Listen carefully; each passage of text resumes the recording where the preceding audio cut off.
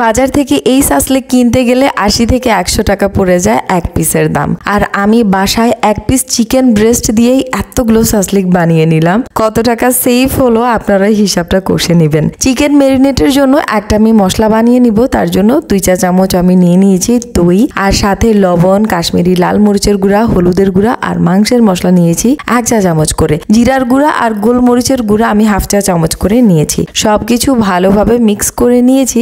দেখতেই পাচ্ছেন আমি একটা চিকেন ব্রেস্ট পিস করে কিউব আকারে কেটে ধুয়ে পানি ছেঁকে নিয়েছি। এবার তৈরি করা মশলা মাংসের সাথে মাখিয়ে 2 ঘন্টার জন্য মেরিনেট করতে রেখে দিব। এটা খুব ইম্পর্টেন্ট, তাহলেই কিন্তু মাংসগুলো একদমই জুসি হয়ে যাবে। 2 ঘন্টা পর চলে এলাম এই সকল ভেজিটেবলস নিয়ে। দেখতেই পাচ্ছেন গাজর, ক্যাপসিকাম আর পেঁয়াজ আমি কিভাবে কেটেছি। এখন হচ্ছে সাসলেকের কাঠিতে জাস্ট সাজানোর পালা। আপনারা ভেজিটেবল আর চিকেন আপনাদের পছন্দ মতো সাজিয়ে নেবেন।